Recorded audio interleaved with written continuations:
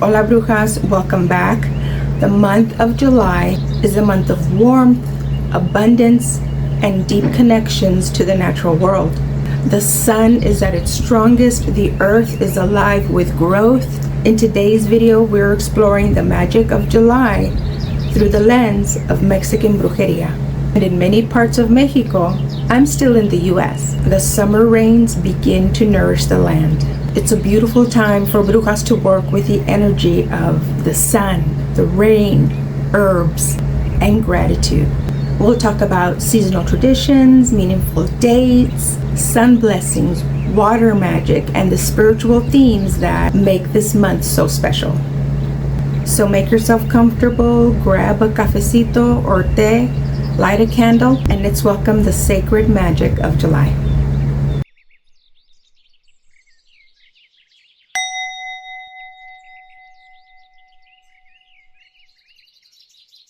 Now, I'm not sure yet, but throughout the month of July, I'm thinking about sharing individual spells and rituals so that we can then work them together as the month unfolds.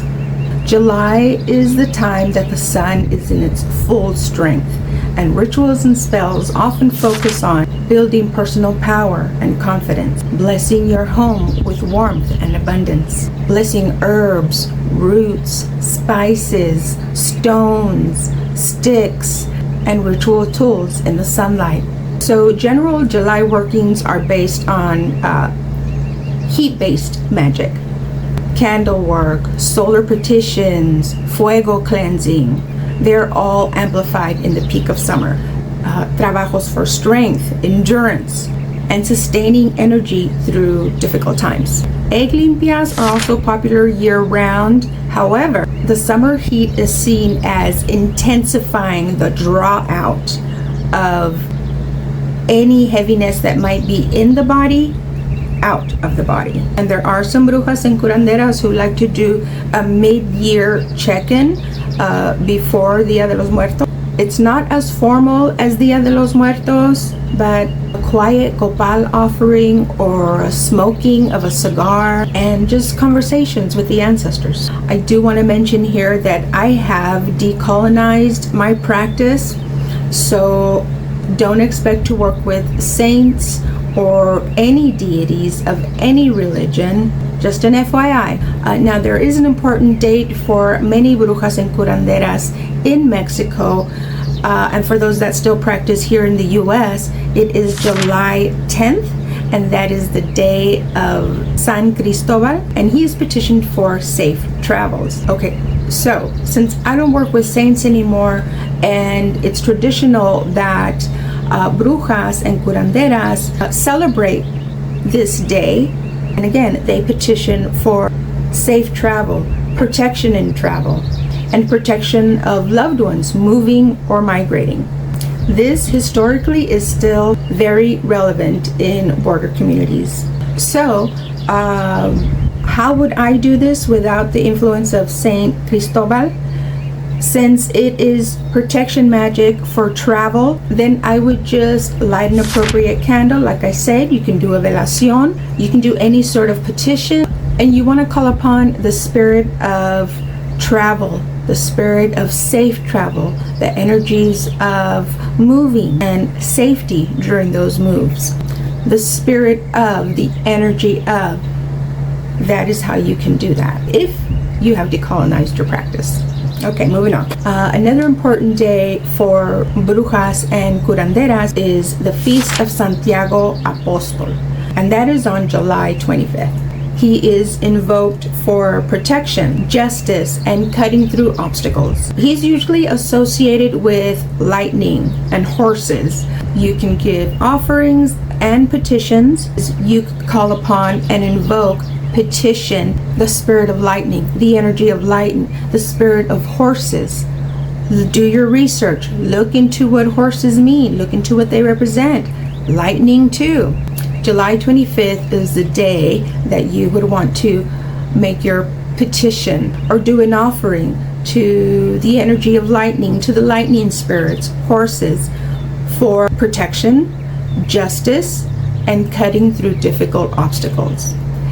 And this isn't really a recognized holiday or anything like that, but just to add to the month rituals and spells, at the end of the month on July 30th, you can go ahead and light a candle at dusk, go outside, watch the sun come up, thank the sun, the earth, the waters, your ancestors, and your spirit for carrying you through July. Summary water magic.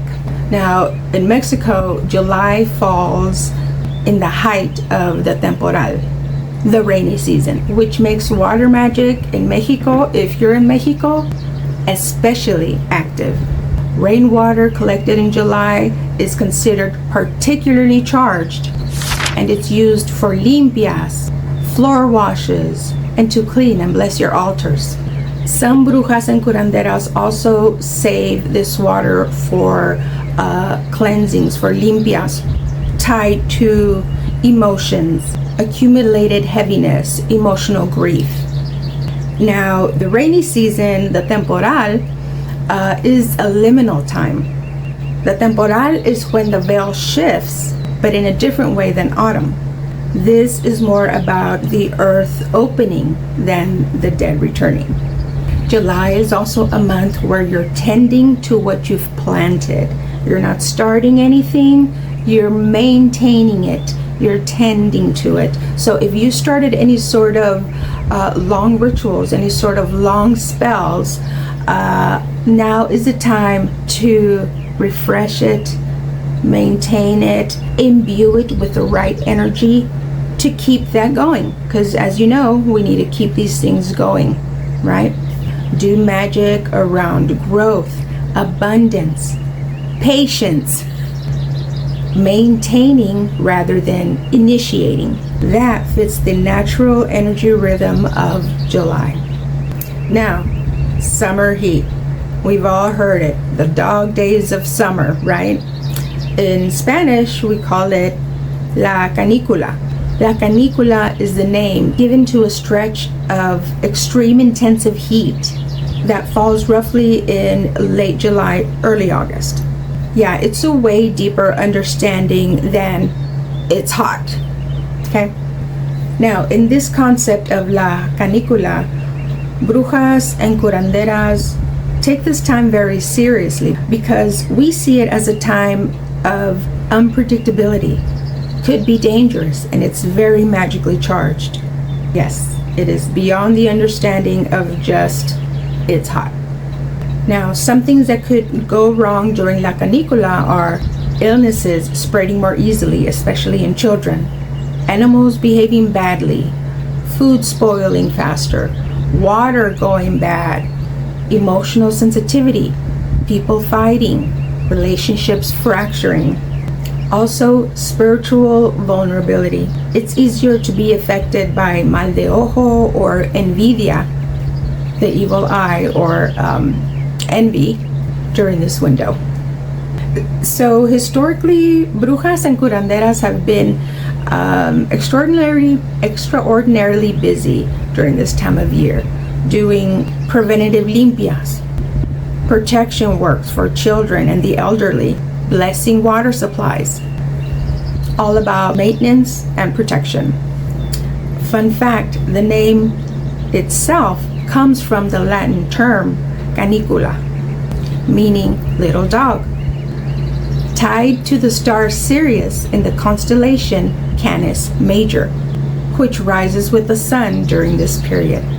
All of these July workings and acts focus on relationship rather than control, honoring the sun, the rain, the earth, the corn. All these acts feel like rituals that could naturally become part of an annual July tradition.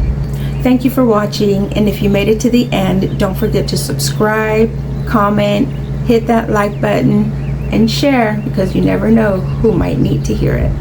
Until next time, always read the signs around you, light a candle for what you need, keep your ancestors close, and work your magia whenever you can.